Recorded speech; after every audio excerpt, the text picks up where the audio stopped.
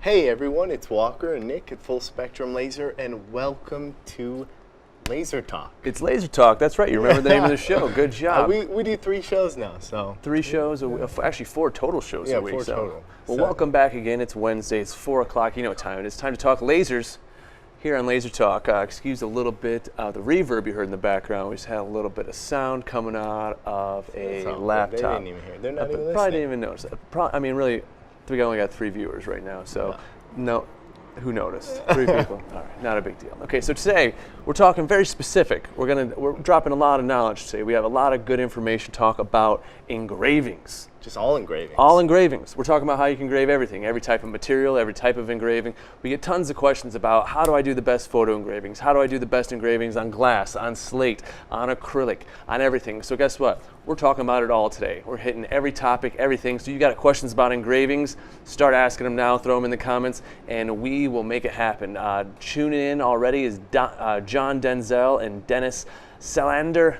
What's up, guys? Thanks again for tuning in. Looks like we got a few more viewers joining in. Like I said, we're talking about engravings today. So I guess the first thing we should talk about is what different kind of settings we have in the software. You have your software up on your laptop, right? Yeah, the software in my laptop, and we can just jump into it, and then we'll take a look.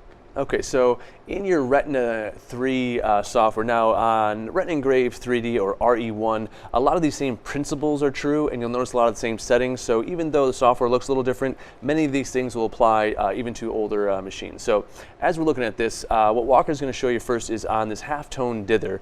You basically have 2 types of engravings you can do. One is a dithered engraving, and then one's a threshold engraving. Now when Walker switches over to threshold here, you'll notice that Albert Einstein's face, only portions of it will pick up, and as he slides the black and white threshold, different layers of the photo will come up, and as he goes back to halftone dither, it will then instead translate all of the colors, in this case the black and white photo, into a density of pixels or dots that will translate into the engraving.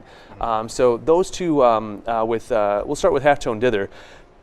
The first 2 settings are fairly straightforward. Power and speed. Always. So power and speed are important because you don't want your laser over top your material for too long, and at the same time you don't want your laser going across your material too fast. So if you're looking for a delicate engraving like on a piece of cloth, a cardstock or something like that, you definitely want to have a very high laser speed. But something like wood or acrylic or something else that's more dense that you want to do a deep engraving on, you definitely want to slow the laser down a lot. That's one of the things I think people kind of oversight a lot, is they just keep their speed at 100 all the time. Yeah, and I tend to do that because sometimes I just want to get an engraving done, and I don't dial it in like the Raster master himself right here. And well, a lot of your engravings are solid fill engravings too, right? Yeah, that's true. So I do a lot of 250 engravings. Yeah. But when you do engravings, you really dial it in, and sometimes I'm pretty impressed at, like, wow, and you really get into it. When honestly, like when it comes to a photo, I'm not as picky as you. You're like, you know, zooming in and it looks amazing, and I just get it done. Well, I appreciate that. 2 different sides of those. Appreciate those kind words. We actually have an example for the photos that Charles can pull up here real quick. Just the 3 different DPI examples with the halftone dither. Jeff and Lynn Hayes out in St. Louis, what's up, guy? And Jim Robinson. Coming off a fresh birthday. You see that cake they had for Jim Robinson for his birthday? No. That was incredible. He had cake hammers, cake tools. They had it was incredible. It was easily the most impressive cake I've ever seen.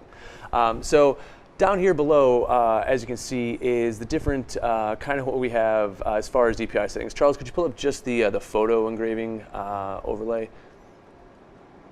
So with just the 3 photos, the top right one. So with the 3 different photographs here at the 3 different DPIs, essentially at 250 DPI, it's useful resolution for different things. It's not necessarily the best resolution. Charles, the graphic we're looking for has the 3 photos all next to each other, all along the bottom. It has 250, 500, and 1000 DPI. Oh, the mandala? No, with the photographs. Same thing, but with the photos. So with the different DPIs, you'll notice that the 250 DPI even there has a great look to it. So even on the lowest setting with the fastest speed, you still have a very, very good look. And actually the 250 DPI is better for things like engraving on stone, slate, and acrylic and glass. Why is that? really it's the pixel density. So when you're engraving on, and Charles, if you want to switch to the hand cam here, when you're engraving on something like this, now what we have here is a piece of marble, I guess black granite. Yeah. Black granite tile, sorry, excuse me. So this black granite tile, as you get in really close, you'll notice that really the pixel density is just a bunch of dots on here, but the resolution is fairly low, because as soon as you pull back just about a full, just getting enough in frame, the photo is actually stunning. It's really brilliant on this granite. And then even moving on to a solid fill slate, this is a item from Romark. Even on something like this is 250 DPI, and the resolution's terrific. Now, what happens if you go up to 500 and 1000 DPI is you actually start to put too much of a marking on the material, and it starts to actually kind of blow out the items. Here, we'll switch back, Charles, sorry. So with the DPIs, you go up with the threshold. Once again, you have to keep in mind your speed as you jump up. Now, with 500 DPI and 1000 DPI, you really want to keep your speed and your power in mind. If we could pull up that example of those three photographs, Charles, you can see on the left. Now, from the left to the right. With the DPI, you can see a noticeable difference in sharpness, but really the application of how much heat and energy is applied to the material is more noticeable to me, in the sense that, like, if you look on the left, you see more grain. If you look in the middle, you see less grain. You look on the right, you see very little wood grain. Now, what are the power settings on something like this? I see it's 250 to 1000, but what are the power setting differences? Absolutely. So on the 500 DPI, we did, that would be 33 speed and 45 power. And that only took about 6 minutes. Oh, sorry, that one took about 4.5 minutes. Now, when we jumped up to 500 DPI, now that obviously took a bit longer because it's twice as many lines of resolution. Yeah. But all I did with the power is backed it down to 33 power as well. So the second one's at 33 power, 33 speed. And then with the 1000 DPI, we're literally going 4 times as many lines of resolution as we did at the beginning. So I backed the power down all the way down to 15, but then the speed back down just a little bit to 24. Now, with those settings, the reason why I went just a little bit slower on the 1000 DPI is because I knew my power was significantly low. It was actually down near what we'd consider like the lowest usable power level. Since you're not putting a big mark on it, you can overlay that, and what happens is you actually get this really nice kind of smooth look on the engraving, where the overlaid lines actually work with you rather than kind of working against you. Yeah. So really, it depends on what material you're using with which DPI is the best. Absolutely. Your material really is what dictates most of your settings with your engravings. I'd say it's the single most important thing to consider when you're doing your photo engravings.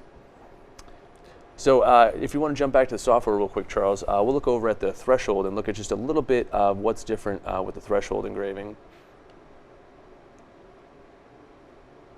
Now, the threshold engraving, the only thing you can adjust here is the black and white threshold. Now, as Walker has it way down in the bottom, that's picking up the fewest colors and bits of information. And when you go up to the top, though, you can see that most of it will be filled in. If you go right in the middle, right about there, you'll notice that a fair amount of the picture is in frame. Now, to be honest with you, you kind of want to use a threshold engraving on most things that are like acrylic, glass, only because it's going to give you the best mark. But you have a great example of a glass engraving where you actually use dithered, right? I do. Do you have that, Charles? If not, I think I gave you the one with the mirror. Motorcycle. Yeah, the motorcycle. Yeah. Either way, the threshold is great because you're getting a solid fill, and the same amount of energy is being applied to every place that's black. So every place you see that has the dark mark is getting the same exact amount of power. Now, you can apply the threshold to a photo, but would you do that? Typically you wouldn't. Now typically you would use a threshold with a solid fill graphic. Something like, if you want to go to our small handheld cam, Charles, this is a solid fill engraving. Now, as you can see, the 1 hour build logo with Walker and Ruben, RIII Ruben. Ruben, if you're out there watching, what's up, buddy? The 1 hour build was all white, and around the edge of it was all black. So you can see all the area, we can see the exposed grain got pulled away at the same power. Now, same thing here, just a little bit lower power setting, but that solid fill is what you'd use a threshold for. So if you're doing logos, if you're doing anything that's a solid fill object, threshold's really what you want to use, and then photographs is really what dither's for. Looks like we have a couple things coming up. Jeff Hayes is asking, 1.5 lens versus 2.0 lens, is one better than the other for photo engraving? Jeff, I'd say obviously the 1.5 is going to be better for photo engraving. You have a smaller spot size and you're more accurate. You'll see the biggest difference when you're using 1000 DPI with a 1.5 inch lens. It's the preferred lens for photo engraving. It's not great for cutting though. That's where you get the trade-off. It's going to lower your focus, reduce your focus length, and you won't be able to cut as thick material. So if you traditionally cut like 3 mil at a certain speed, it's not going to cut the same. Absolutely. So essentially your effective focus range or your depth of focus is much shorter. So focus is much more important with a 1.5 inch lens, and so is your material being flat. So keep those things in mind too when using 1.5 inch lens. If I'm doing a tumbler and I don't want to use the rotary, or if I were doing something that wasn't quite flat, I might prefer to use a 2.0 lens just because I want that full 1/4 inch of effective space. That's a great point, because if you have a bowed piece of wood and that focus is so small and it's so close to your nose cone, it will hit it and bump it, move it, ruin your project. Absolutely. It'll almost look like it's out of focus there, like a soft focus on a photo, like a depth of field shot. Yeah. So, do we have any, it looks like Thomas Blackman. I've got the Muse that is still running RIII. How often do software pushes occur? Thomas Blackburn, that's a great question. If we can, Scott, link him to the blog we just posted about the last update. Essentially, that push goes out every single day. I just want to make sure you have a good internet connection, Thomas, and a good Wi-Fi connect. If you're still loading RE2 as the primary load, you're probably 2 software loads behind. So it's probably just a Wi-Fi strength issue. Try connecting via Ethernet if you have a poor signal strength there. Scott's going to give you a link here, though, for that blog. Yeah, he's 2 back. Yep. Do we have another one from? Is that the same Thomas from last week that we're doing the shelves for? I believe so. Thomas, you requested the shelves last week, correct, sir? I think it is. But we do. You have a couple good files ready to go for this week, right? Yep. We're going to have shelves galore. Awesome. So what I figured we'd do now is kind of walk through all the different materials that we have that basically there are different considerations for each one of them, right? So as we go through different applications, different materials, we'll kind of talk about what to consider when engraving that material, and then hopefully it will inspire some questions to come out with the different materials. So, yeah, what's cool about engraving is that you can engrave a lot more things than you can actually cut things. Absolutely. So your usage, I probably do more engraving than I do cutting anyway. I think you're probably the opposite. Yeah, I'm the opposite. That's why it's good, because you do a lot of rastering, I do a lot of cutting. I like making 3D dimensional things, and you like all the photo stuff. All the little photos. I like the photo stuff. I remember a pirate airship, someone engineering. What a silly name. Just a little bit. So wood obviously is the first one we talk about. Now, if Charles, you're going to just go back to our hand cam, we'll show, oh, sorry, you already have that one up. Actually, that's fine. We can look at that one, Charles. That's perfect. Now, this is a deep engraving on a skateboard that we actually have hanging up here in the lobby. With wood, there's really 2 things to consider. One, what type of wood is it, obviously for density purposes, but then really more so type of wood. Is it a ply? Is it a solid wood? If it is a ply, is there an MDF core? Is there a solid wood core? How's the glue in between those layers? How many layers are there? How dense are the layers beneath the veneer layers that are really nice on top? Yeah, how different is one fiber to the next when it comes to the grains? Absolutely. So with wood, there's a lot of things to consider. When you're doing a solid fill like this on wood, you really want to take a look at a couple things. And Charles, if you want to switch to our hand cam, we actually can probably show a little bit better here with this wood grain on the solid fill that we have here on the desk. Appreciate you, sir. So as you can see, you're really exposing the grain of the wood as you deep engrave on a piece of wood like that. So if it's a solid piece, you really do want to consider the wood grain that you have underneath. So this looks amazing. Do you remember what the power settings were here? That was, 100 power, 80 speed, 500 DPI? That sounds about right. Now this one was 250 DPI, I'm guessing, yeah? Yeah. So as you can see, it still looks super crisp, super sharp, but because of the less dense, less lines of resolution, far less material was taken away. The depth here on this one is very noticeably different between this. But what's cool is you can see the difference in the effect you get with the wood grain underneath.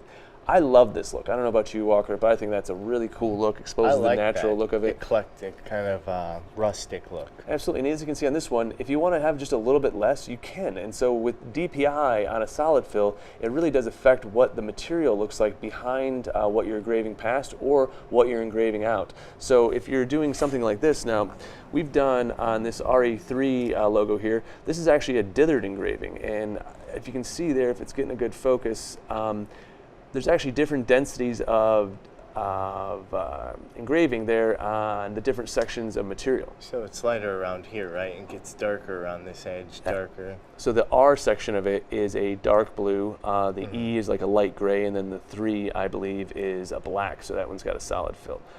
Whereas like on this phone case that we engraved, this is a solid fill and really deep. Really, really deep. Now, as you can see, we had a couple pieces kind of break off inside, but that's actually a good thing to notice because if you go too deep with a ply, you actually will start to lose some detail because little pieces will start to break off as it's not easy to keep those things together in a ply like that.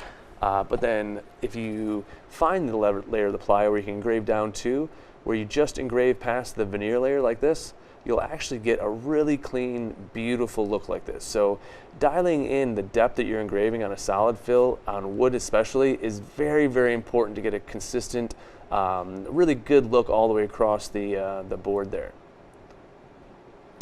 So next we have acrylic, yeah? Acrylic, yeah. So we got some good pictures for acrylic too. Extreme close-up, whoa! Okay.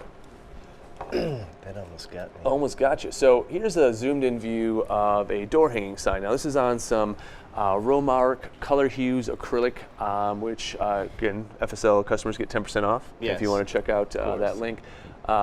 It's just Johnson Plastics plus /FSL. This is the pink flamingo. Absolutely, this is the pink flamingo file, which is actually available as one of Walker's free files that is up on the blog every single week. Again, this week, Walker's showing you how to make shelves like you see behind us.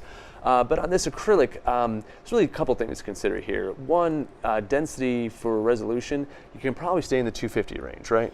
250, and power setting is key. Very key. Acrylic. Now with acrylic, why is power so important? Because if you do it too much, you're going to see those lines of resolution because it's going to tear away too much of the acrylic and melt some areas and start making it kind of dusty. Absolutely. It'll leave dust, and then if it's too little, it might leave a ghosting, almost like a translucent effect.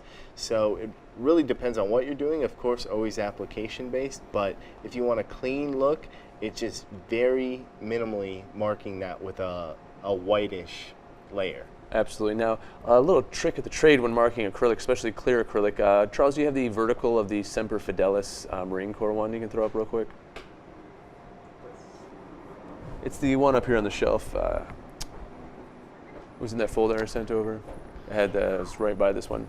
Either way, with the clear acrylic engravings, you can do a few things to kind of help out the how much it pops. Like this Color Hues acrylic from Romark is designed to do this. It's made to have pick up the light and kind of pop like that. You can see the edge pops really well, and the color stands out really well as well. But you can put a little bit of acrylic paint in those fills to have that pop a little bit, right? You've done that a few times, right? Yeah. So if you do want a different color other than like a foggy white, you would engrave deeper, and then you could fill it in with paint. Now, filling it with paint, you can do it really easy by you basically just rub the paint on the acrylic, and then basically it wipes off the. Yeah, so you'd rub it in the deep engraving, and then you'd clean it off with a wet rag, and all the paint should be left inside that engraving. You just need it deep enough. Oh, awesome. Justin and Carl, appreciate the like and love out there. Appreciate you guys. Justin Francis and Carl Reichwa. Hope I got that right, Carl. Either way, so with acrylic, a couple things to consider, but really the power setting is probably the most crucial there. Melting acrylic is a delicate thing. You're vaporizing a layer of it away and then trusting a little bit of the melting process to happen kind of below that. Now, what Walker mentioned with the dusting, if you do have some dusting and you wipe that out, the great thing about that dusting, if you take, I think you've used a lighter before, a heat gun, you can kind of get it to look a little glossy, right? Yeah, so that whiteness in the deep engraving you can get rid of by hitting it with a heat gun, and it will melt that right back into the acrylic and have a nice clear engraving as well. So industrial hair blowers or heat guns probably the best thing to use. Yeah, but a hair dryer would work. Would probably do just fine, right? Just keep it nice and close, make sure it's on the high settings. But if you do have a little air like that, those little tricks are really lifesavers. And it's always cool to bend acrylic for projects. I know you're not a fan, but I love bending acrylic. I just like it when someone can do it really well and you're just, oh wow, okay. Oh, Dave McGee, thanks so much for tuning in. Yeah, it's been a while. Appreciate you, Dave. Hope you got that. Dave's got a really cool job. He's got 10 oak beer taps he's going to engrave for a customer. He's got that coming up. Well, I want to do that. Yeah, absolutely. Make sure you send some or post some pics of that. I would love to see those. Now, moving on, fabric is kind of more delicate, right? We'll kind of go on both ends, like on with like a jeans or a t-shirt. It's very, very delicate. But as we throw up like a leather, it's actually kind of a difficult, that's a difficult thing to engrave and engrave well, right? Engrave well. Yeah. You can engrave it. You engrave it all day, right? But you do a lot of leather engraving, right? Solid fill? I do a lot of solid fill engraving on leather, and it's all about really that power setting that doesn't overchar like fine details, because it does like to blow up those edges, and you just really need to dial it in, especially with fine details. Actually, you can see some of the examples that Walker's actually done with leather. Oh, I think I made the sunglass over there. Yeah, you made that. But this amazing mask he did with leather where he shaped the leather on, and then the different things. He actually made a few more leather things last week with the pets. With the pet dog the dog collars and tags as well. Absolutely. And so those are dog collars for every size dog. You went from small to extra large to like your size dog. Yeah. And then with the leather too, to consider when you're engraving, speed, keeping the speed up is very important. I don't know if I would ever take it off 100 speed. Well, when it comes to cutting, we're not talking cutting, we're talking engraving. Yeah, none of that. But it's definitely true, because leather does have fibers, and a lot of fibers, and then when it gets hit with the laser, it likes to vaporize, and it's got all those little pieces in there that do like to flame up. And just remember, as you're engraving leather, that no one will want to be around you after you're done. It smells very intense. We'll just leave that. Burning flesh or something. It's almost as if it was a living thing at one point and now is on fire. Yeah, it's crazy. But leather, again, as you're considering it, especially with the engraving section, it's easy to clean up when you're done. So going over it with a little bit of a wet cloth, even just like a light brush. Yeah, and what I like is it actually holds the darkness. If you really very much so brush in like a piece of wood, the darkness kind of fades away a bit. Well, you're brushing it away, right? You're dusting it. And leather kind of holds it a lot more than wood does. Absolutely. Solid fills I can see on the sunglass engraving there, and that really cool pattern Walker put on the I guess it's like kind of a chevron pattern on the collar there. Those are just different power settings to give the different colors, right? So you can actually do a light touching on the leather to give it like a little bit of a color. Then you go in deep engraving on another part. Leather you can actually do some really, really cool stuff with on the laser. There's just the smell factor, which with a good, like if you get one of our fume extractors, not really an issue, but there's really no avoiding a little bit of smell with the leather. Yeah. Okay, so moving on. Next we have stone, one of our favorites. Like we have, here's some examples of that's just brick tile, right? Yeah, so those are brick tiles. On the left, there's a Mason sign. On the right, looks like an Aries sign. Those are very easy because you're really just ablazing, putting an abrasion mark on the top. You're not necessarily engraving into it. You're just kind of leaving a mark on top of the stone. If you want to come back to our hands cam real quick again, Charles. On the stone here, this is actually from Johnson Plastic Plus, which is a great item they have. I think these are like $5 or $10 on their site, and you can get a discount if you order more. But this comes ready to get thrown in your laser, ready to get engraved. That's almost 10 inches in diameter. In diameter, yeah. So with stone, I guess there's really two things you want to consider. One, you probably want to keep your power up high no matter what. You probably want to keep it at 100 power all the time. And then when it's not at 100 power, and we'll pull up this other one right here, just kind of show you on this one. Like this one is again 100 power, but we slowed this one down just a touch so that we made sure we got all the details, because really here in the tree, there's a lot of fineness that comes down in the branches and even down in the reflection. Like you see those details kind of carry on. And then on the, you know, I guess this would be the fence line there along, a lot of details that stick out. And this is still at 250 DPI. So if you can consider it, since you kind of have to stay at 250, the details you're going to get are going to be manipulating in just your speed. Since you kind of got to keep power high, and you kind of got to keep, you know, the other setting is the same. Your speed then becomes your, oops, sorry about that, Charles, should have gave you a heads up that I was setting that down. Your speed then becomes the most critical factor in getting accuracy with your engravings on stone. What are some of your favorite things to do with stone? What we just showed, I like putting like awesome like memorial things like Phil, our software engineer. Yeah, they have those tiles right there, right? Yeah. These are glass. Oh, those are glasses. Those aren't really stone. We'll talk about those next. Yeah. But yeah, my buddy Phil in software, he wanted to make a little speakeasy sign, so I said Phil Joy's Speakeasy, and I did the whole design on a piece of tile. And that's for the backsplash, right? Yeah. Yeah, so you can do tiles for backsplashes. You can use these tiles. I'm going to engrave one and take it up on a hiking trip and put it at the peak of a hike, so that people, when they get to the peak of the hike, they know how high they've climbed and how far they've walked. Pretty cool. Really cool. I noticed the sign at Charleston Peak got kicked down. Yeah. So, some hoodlum. Who would kick down a... I have no idea. I mean, they climbed 11,000 feet. Just and you to think kick a just sign. to kick a sign down? It's crazy. Anyway, so you can do tons of stuff like that with stone, which are there forever. They love these in schools for different things like boosters and different you know, people who donate to areas. So you can imagine if you had a stone walk or a tile walk, you can put everyone's name down. You can memorialize people with the stones, because you can put people's photos, memorandums. You can do small like pet headstones, if you will. Yes. If you have a small pet cemetery in your backyard. Pancake. Rest in peace, Pancake. I'm sorry, man. You okay? Just a minute for Pancake. Okay, so moving right on, we have actually what you just had in your hand, right? Glass. Yeah.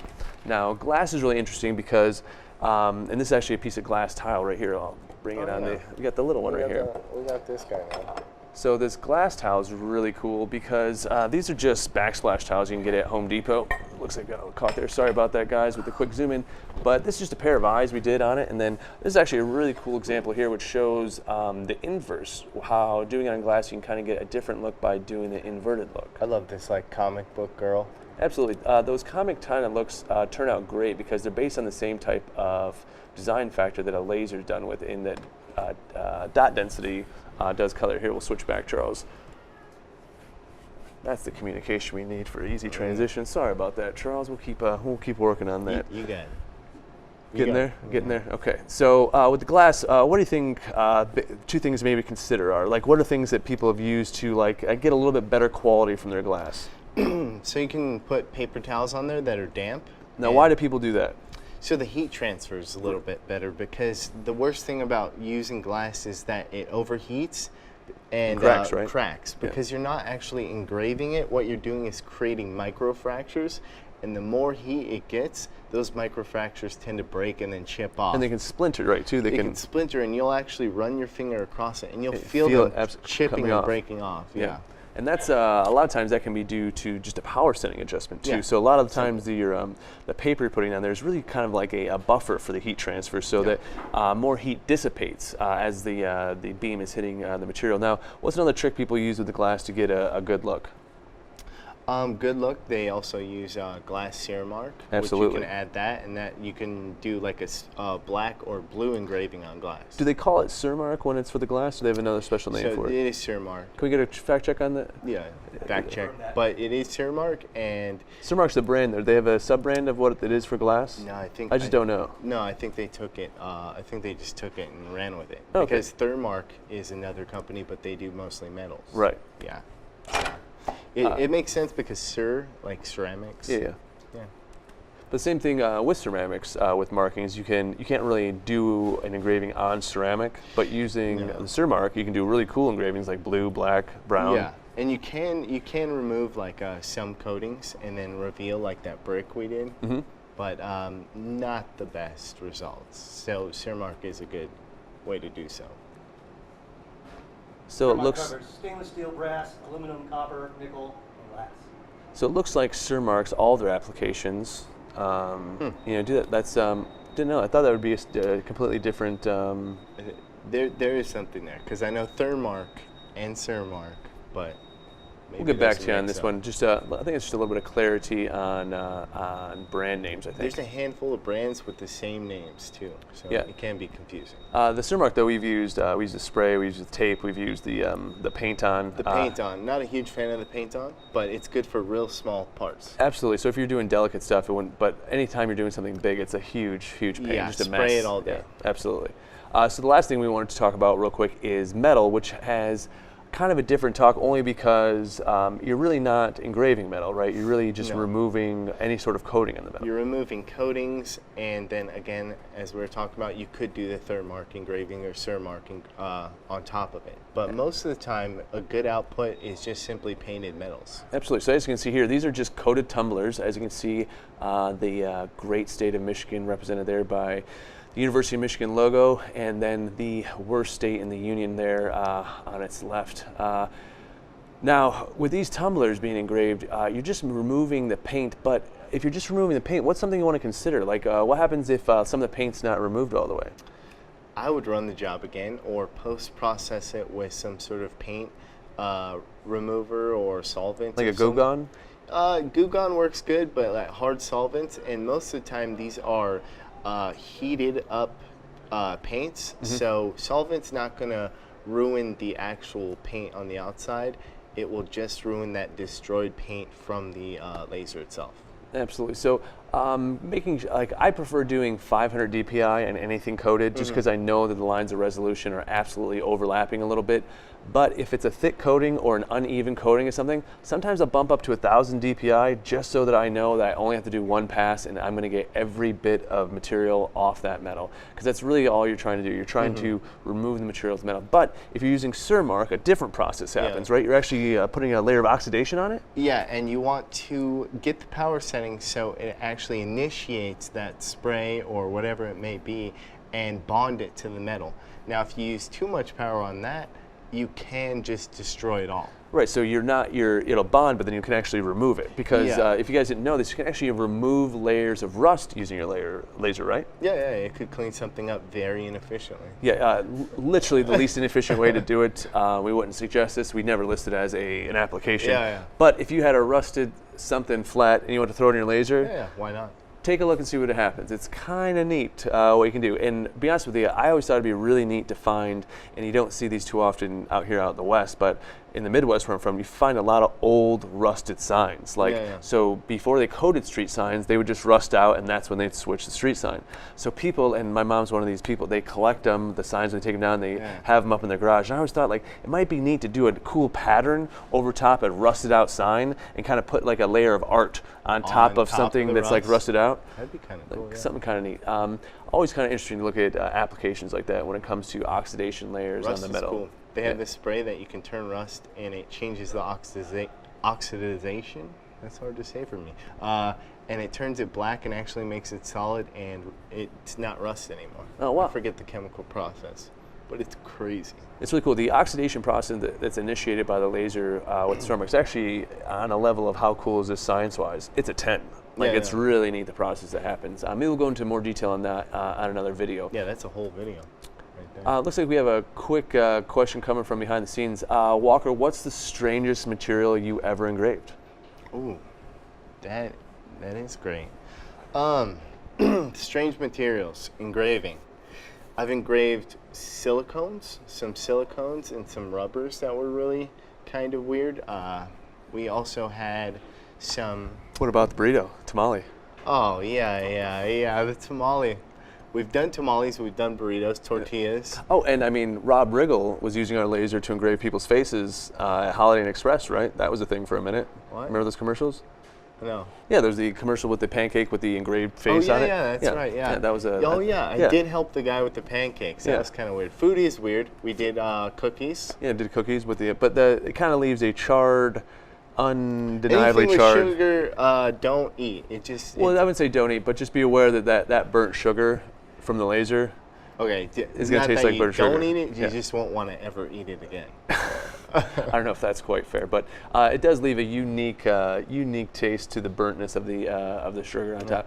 But I think the cooler application for foods like that is I love when people make stencils for powdered sugar and stuff on Yeah, top of that's- cookies. that's What a a great good one. application for food, yeah. Looks like we have a couple other questions rolling in. Looks like we have Kyle in Bethesda, Maryland. If a design file contains raster art and vector cuts, is there a standard way to differentiate the two jobs? So the software, if it has both, will break them up for you. Right, so in RE3 you'll actually have 2 layers inside the folder on the left-hand side, and one will be your raster data and one will be your vector data. Now Yeah. some of that data carries over, i.e. If you have black raster lines, for example, Yes. those would very much be seen like on the engraving. Now, if you switch your engraving to a dither, it's going to see all the colors. So you'll have to use your black and white threshold. Oh, sorry, you wouldn't be able to do that in dither, but with the dither, you would have to kind of consider that when you're using like a lot of times I use a binding box around something, and I used to do yellow. I use white now. Yeah. Because the computer still picks up the white vector data because it has vector data for it, Yeah. but then the engraving never picks it up. So when you're working with a dither, it picks it up, right? No, it does when it's yellow. It picks it up, Yeah, but yeah, the but white not line the white. isn't picked up with dither. White binding box is a great trick of the trade. It's one of my favorite things actually.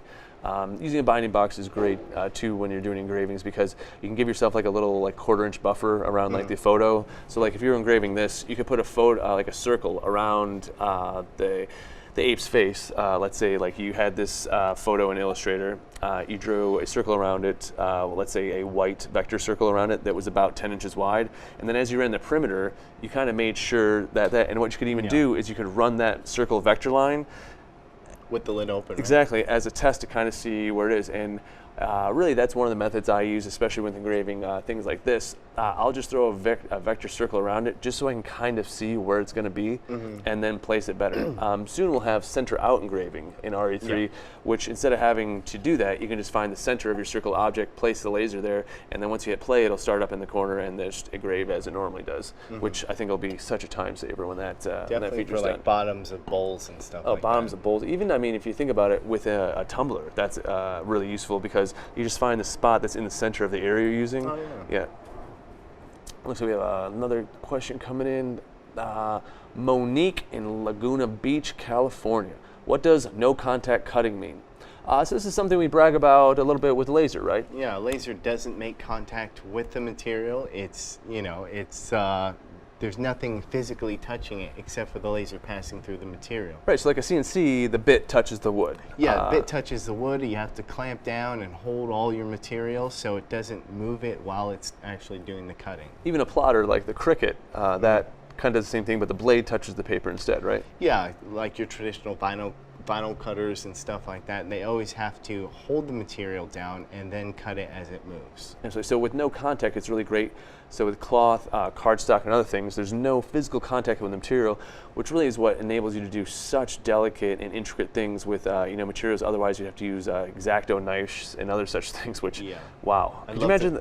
I can't believe how many things were made before that? lasers.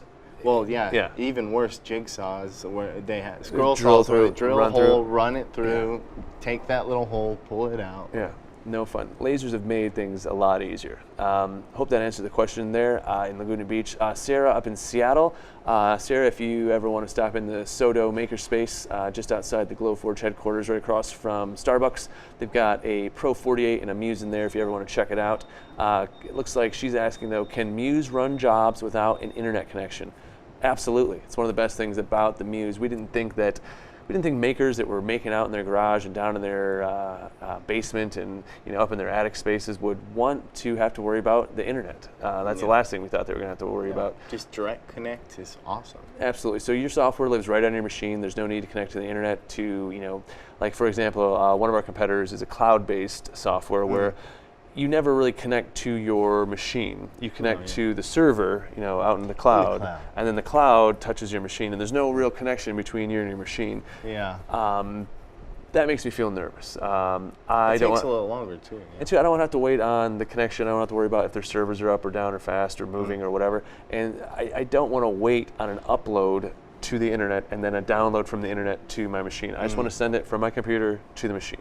Yeah. Loading time between, like, let's say a Muse and a Glowforge. We'll do another head side by side here in a few weeks, but it's a 4-to-1 ratio. I mean, it's just, I can have a machine, usually I can have a job, like let's say a job's like a 2-minute quick engraving. I'm almost positive I could have that done before the Glowforge started engraving. Yeah. Like, I'm almost positive I could do that.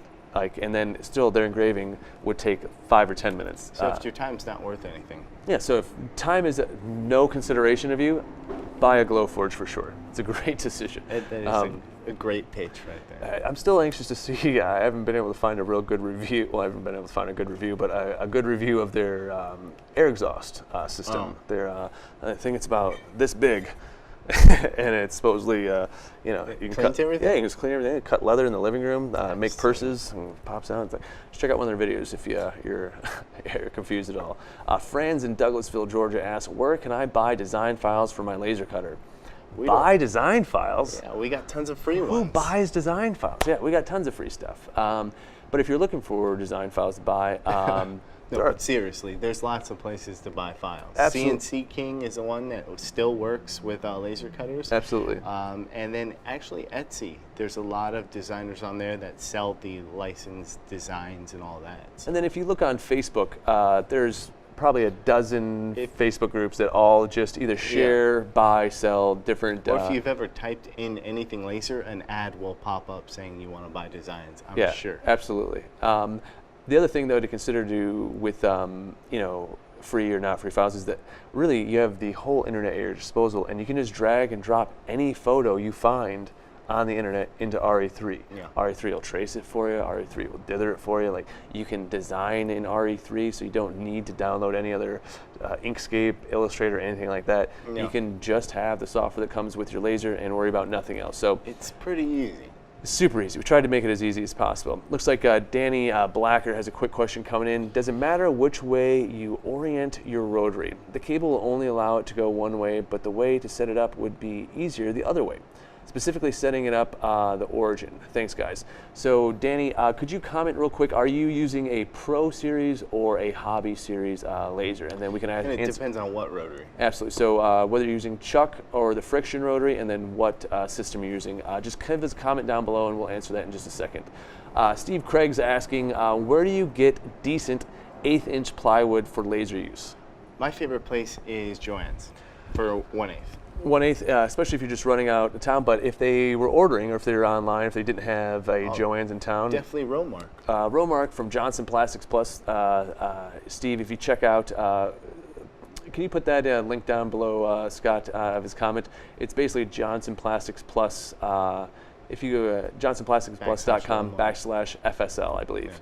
Yep, jppplus.com/FSL. Charles, thanks for that. That wood assist. is specifically made for laser cutting. Absolutely, and this is the best part about that 1/8" wood, Steve, is the glue consistent all the way across, thin all the way across. The veneer on either side, exactly the same all the way across. The consistency, I never switch the settings when I'm using Romark wood, it's always hardwood the same. selection. It's always the same.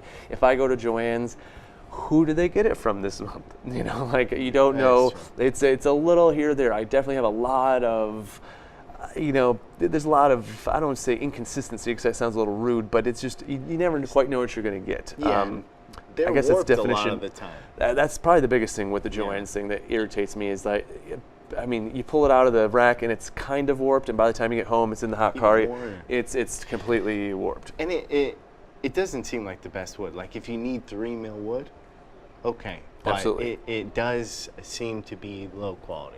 Yeah, and then another thing to consider, Steve, is with 1/8", 3 millimeter is about the same, right? Yeah. Like I always call 1/8 3. Yeah, 3 mil. It's pretty close.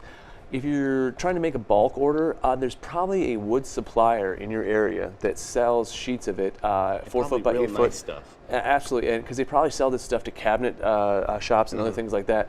look for a local source. There's definitely a local local lumber liquidators. No, a local lumber store or a cabinet supply store where they source high-end quarter-inch. So if you're trying to do some high-end 1/8 inch for veneer and covers of their cabinet, so if you're looking for something very, very nice, now this won't be the cheapest material by any means, but if you're looking for something really nice for a specific project, try to check out something like that as well.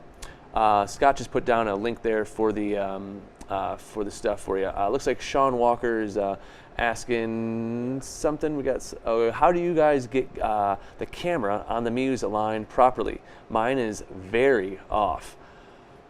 Sean, when's the last time you updated your Muse? If you have the current update, you can run a camera calibration through your LCD screen. There's a chance that your camera came off calibration or was bumped, could have been bumped by material, something like that. But there's a camera calibration process in the LCD screen. We'll actually we'll do a specific video on walking through that. But if you go to your manual, there's a good step-by-step process that Scott has walked you through. Really, really simple in the manual with some screenshots and line art that kind of show you how to do that. What could also just help there is a factory reset. It could just be that simple. And a factory reset, you don't need to. I mean, you can just go into the menu and find that. It's really easy to do. Looks like Dave McGee is saying Ken Craft out of Toledo. They sell on Amazon. Actually, Ken Craft, they sell great wood. They're kind of a mom and pop shop, but they sell on Amazon. They have a good store. Dave, if you have a link for that. If you wouldn't mind adding it down below, that'd be great. Sean Walker, using current software. If that's the case, Sean, let's just try a factory reset, and then if that doesn't work, jump into your manual real quick. It could just take a quick second to do a camera alignment, and once you align it and do the offset, you should be fine. Yeah, as long as you're not throwing it around. Yeah, absolutely. I don't think catch. With the Muse though, I've noticed even on mine, it's kind of easy to bump the camera head, and if you bumped it hard, it could have just thrown it off. So make sure that's on there square as well. It's pretty hard to do, but you might have bumped it hard. What else we got there? I guess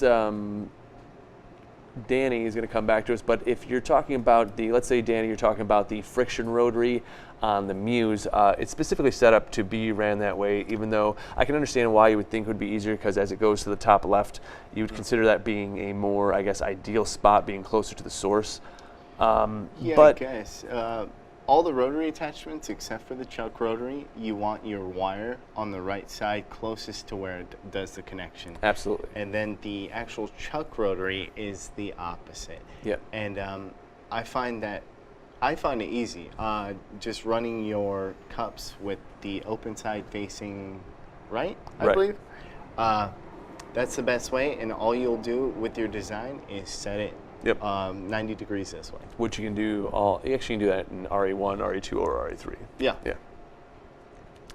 Yeah. Danny, okay, actually, so if you're using the Muse and I'm guessing the friction rotary, then really, like Walker said, you can always adjust it a little bit to the left. Like, you don't have to butt it up to the right. You can use the alignment bar that's in the bottom of the riser to keep it square, and just slide it as far left as the cable will let you go. If he has any issues, feel free to share with us, and we'll take a look at it. But it should be a very straightforward cup this way, 90 degree that way. Absolutely. So Danny, if you have maybe a specific, or if you want to take a picture and just send it to marketing@fslaser.com, and if you got, I guess, a suggestion of what might work better for you, let us know. See what we can do. We're actually in the final stages of developing a new riser for Muse, which is incredible. Like, we got a bunch of, you guys are just going to love this thing. Like, we really, really outdid ourselves here. The engineers upstairs, Justin and Bobby and the team, they just did a great job on this riser. We are really excited to share that with you guys. We're nerding out over, a metal thing. Yeah, it's just like a metal box. We're like, this is so cool. John does know, can you engrave and cut corian? Corian, is that coriander, like the... Corian, we can do corian. What is corian? Haven't come across that, but I can link the banned chemicals that we know, and then always go to... as long as it's chemically safe. Yeah, just check out the MSDS on that. Would be my suggestion right away. Corian, I'm not familiar with. Any updates for RIII for my P series? Jeff, absolutely. We'll have. I know we've been saying this and teasing it for probably seems like forever now. We've just had a few things that have, I don't want to say have come up, but just a few things that have complicated a little bit of the update process. And really, we just want to make sure it's perfect. So before we release it and before we have something to present for you, excuse me, we just want to make sure that the Pro Series RIII upgrade is lock solid, perfect. I do know that our last 54 machines have already been made with the previous, so I guess our last machines of the RIII Pro Series machines have been made, and now all the machines we make going forward will actually have, new control cards in it. So as we, progress, like that's absolutely the direction we're going. There's no slowing down. There's no stopping. There's just, we want to make sure the upgrade kit is perfect before we present it, that's all, so that there's no issues. But if it means anything, we've got you on the list, Jeff, and we'll make sure you get that information as soon as possible. And clarity for everybody, Retina Engraved 3D is what we refer to as RE1. Absolutely, that's something we should mention. We understand that that ruffled a few feathers earlier today. RE3D was the original name of our software that controlled all of our lasers, our 5th gen hobby laser, all of our Pro Series lasers. We just call it RE1, and that's kind of what we just say. Absolutely, so it's kind of an in-house colloquialism, if you will. Yeah, and RE3 version 3.0 is just the 3rd edition of our Retina Engraved software. So Retina Engraved version 3 and Retina Engraved 3D, while I understand this may be confusing for this iteration, it's just two different things. Yeah, absolutely, we'll have it cleared up. Phil in St. Louis asking, has Walker ever made any awesome toys with his lasers? Does Walker do anything but make toys? That's all he does is make toys. It's like his whole joy is make toys. Just kidding. Have you made an actual toy that a kid uses? I actually had made a little duck thingy, where it like flops the the legs when little, you push it. And I tried to make a whole opposable robot. Oh, that's cool. I guess the pirate airship, that's kind of a toy. Pirate airship and the Ferris wheel. Yeah, those, Ferris wheel. Absolutely. I think a toy is like something they can hold. Actually, tangible, yeah. But really, you made the mask. You made a handful of things that I would consider toys. The little pulley things. But we are doing a whole laser talk on just toys. Just toys. We're going to do that next week, right? Or 2 weeks from now. So in 2 weeks, we're going to talk laser cut toys. Walker's going to make a real cool toy for the 1 hour build. We really don't know what kind of toys, so if somebody has a good idea, please let us know. Actually, challenge us. Let's put Walker to the test here. If you want a monkey barrel thing, or what are those called? Monkeys in a barrel? Yeah, that would be a cool one, easy to do. I'm sure there's no IP on that. No. Don't steal other board games. Don't make your own. If you're gonna make your own Monopoly board, call it Monopoly or something. Yeah. Okay, so looks like we have Danny checking back. If I wanted to leave a 1/2-inch border at the top of the cup, I have to take the measurement of the file at a 1/2 inch and then move the head over. It makes more sense for me to flip the orientation, be able to put the laser head a 1/2 inch away from the top, and it does make sense. Danny, what you want to do is you want to switch from absolute mode in your laser to relative mode, right? Yeah, definitely when working with Rotary. But also, it sounds like he could add a bounding box just with specific dimensions and then whatever design he wants in there to make it perfect for that perimeter. Yeah, and if you're using the Muse, you can do this right in RE3. So if you consider this, let's say Scott, would you mind grabbing one of those tumblers that are up there? Let's say on your tumbler, you know that you have 3 inches of height and the perimeter of it is about 6 inches around. Oh, gross. That's hilarious, Scott. All right, so here, and we'll use this bad boy so we can kind of see. So basically what you're asking to do, probably want some light here. What you're asking here is you want this little bit of space here to be left as you're doing your engraving, so you have it spaced out, it seems like. So how we actually did this is we had this the Michigan logo in a binding box. So in RE3, or you can do this in Inkscape, Illustrator, whatever, you have your image in the file, and then you draw a binding box around it. I would suggest using the color white. That has that 1/2 inch or 1/4 inch spacing they're looking for at the top, and then you can align your laser right up at the top, and then the engraving will actually start down. It won't engrave the actual vector box. Absolutely. For all the Michigan fans out there, go blue! It's going to be a great season. Coach Harbaugh, thanks for everything. Cool. Walker could care less about sports at all. I only really love college football and the University of Michigan, so I'm not ashamed of it at all. No. No. Making cups about it, apparently. I mean, we'll make absolutely make cups about it. We'll support our school. Yeah. Danny, hope that answered your question a little bit. Smells bad in there. Does it? Yeah. Oh, jeez. Danny, if you want, what we can do on one of the in the cuts, we can set up one of the tumblers, and maybe that's one of the ones we can do next week for in the cut. We'll do a tumbler with a binding box just to sort of give you kind of a look at what that looks like, if that would work. It'd be super easy, fun. Absolutely, that's an easy one. And two, I think that design bit of the in the cut is probably what people respond to as much as anything else. Yeah, seeing the design and then the output at the same time. Dave McGee, spoken like a true Buckeye. Good to see your love and support over there. That's the best part about the rivalry, isn't Dave? That like there's mutual love and adoration for it. So even though there's that OHIO polluting our comments here, I appreciate you out there being a Buckeye, Dave. Oh, look at Jeff Hayes. And then Jeff challenging 3D put together toys, off-road truck, motorcycle, moon vehicle. Challenge accepted, Jeff Hayes. That is so up my alley. Yep, there we go. So we'll call it the Moon Walker Rover, something like that. Yeah. Oh, there we go. So, or maybe it'll just be a Moon Walker. Yeah, I'm okay with that. Okay, so I guess that'll be 2 weeks from now, a Moon Walker. Yeah. Hopefully that's enough time to prep and test. I guess we got to get to our contest winner real quick before we run out of time. This week we had a really cool one that's actually perfectly aligned with what we were just talking about. And this is Jeff from J&L Woodshop and Crafts. They got, he does all kinds of stuff. Now, not only is he an amazing woodworker, but he's got so many cool tumblers that he does with the laser. As you can see, he kind of uses that method where he has a nice little space at the top. This is a Navy veteran. He's got a bunch of cool stuff on there. I believe he's from New Orleans, but Jeff, great job on all this stuff. This cup, just a perfect engraving. It's so clean and neat. If you check out his site, he's at JL Workshop and Crafts on Instagram and Facebook. Just the cleanest, most perfect engravings on tumblers. We just think you're doing a great job, Jeff. Well done. You've won a 1.5-inch lens or $250 towards your next purchase at Full Spectrum Laser. Yeah, boy. Not a bad deal. Steve Craig, where do you get good thermal paper with sticky back? Not all thermal paper works. I agree, not all thermal paper works well. The best thing to do, to be honest with you, is you go to Office Depot, and they'll have a roll of thermal paper for your, what do you call it, register. Yeah. That's probably the best method. Now, the other method you can use is they have, and that doesn't have sticky back, that'll just be a roll, but they also have kind of like the sheet of like mailing labels. I forget what those are called. Mailing labels, Amazon actually has a ton that are just stickies. This is like a little circle, right? Yeah. So and always a receipt if you're in a jam. pinch. Yeah.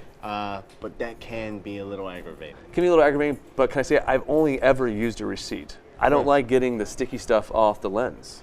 That is a good point, but you always have to tape the receipt like in the area you want, because I'm jogging, 48 inches or whatever. And so my method is I put a little slit in the receipt and I slide it over top of the nuts that you adjust, and it just kind of stays there. It's maybe we can do that as another one of our tips and techniques next week. But it's actually really easy to do with the paper if you kind of just spend the extra couple seconds making sure it's going to stay there. I hate getting the sticky stuff off the mirrors. You have to clean. I hate cleaning the mirrors.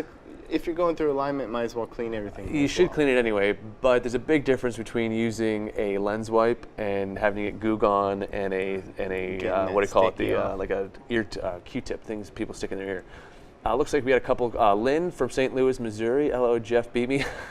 Lynn and Jeff, we always appreciate you guys checking in. I love the little rivalry you guys have about who's being noticed and who's getting the call out. So hopefully see you guys again. Lynn got a whole episode dedicated to her. Right? The last episode was dedicated to Lynn, absolutely. But looking forward to seeing you guys when you're back in town for your next pool tournament. The lobby's actually got a big upgrade since you've last been here. We'll have to check it out. I think that's all we got for this week. Please give us a like over on the social medias. Check out our Instagram. Give us a follow there. Like us on Facebook. Follow us on Twitter. And give us a subscribe on our YouTube page. That's how you get the most up-to-date tutorials for RIII, updates for different programs. We do a lot of announcements on YouTube. And then all of these shows, 1 Hour Build and In the Cut, are all put out on YouTube as well. So if you missed the Facebook Live, you can always always check it out on YouTube. And there's always a bunch of links up above Walker's head that you can click on and check. I guess that's all we really have this week. Yeah. Yeah, looks like Danny checked in one last time. I've done a bunch too. I just thought the way you have set up the cup is less likely to make a dumb mistake.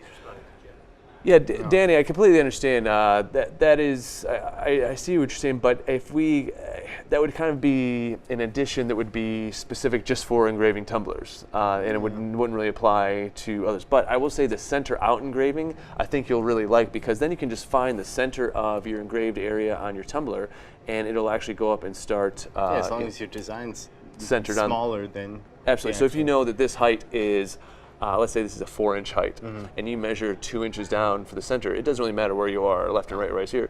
You just put that right in the center of your design, and you're good to go. So it looks like that's all we got. Great show from Dave. Oh, Dave, thanks for the link down below. Appreciate those kind words, sir. Jim Robinson, thanks for the comment on the birthday cake. Oh, Jim, of course, happy birthday again. That cake, whoever got you that cake, they deserve a cake, because that was incredible. I guess that's all we got in the comments. Until next week, what do we got this Friday? We have shelves. We're making shelves. These shelves. These shelves right here. Absolutely. Very, very similar to those. And it's going to be an awesome 1 hour build. Awesome 1 hour build. And then tomorrow we're doing a fun, in the cut, right? We actually have some painted wood. We're going to try. We're going to try something weird, right? We've put a bunch of layers of paint on a piece of wood, a block of wood, and then we're going to engrave through the different layers to try to give it a look. Yeah, we'll see how We'll see what happens. We're really stretching we're trying to figure out new things to do on the in the cut. So if you've ever wondered, can I engrave that? Yeah. Can that cut? Can we do that? Send us an idea. Send us an example. We'd love to try it out on in the cut and see if it works. So if you have an application that you think is kind of weird, send it in. We'll see what we can do. Indeed. I think that's all we got. If you look, Walker looks exhausted. I think we've been doing this for almost, I think we hit the hour mark, I have didn't to we? call a customer and talk to him, help him set up his Muse, so. Perfect. So if you're that customer out there, Walker will be calling you in just a second. Sorry, I'm 30 minutes late. Oh, geez.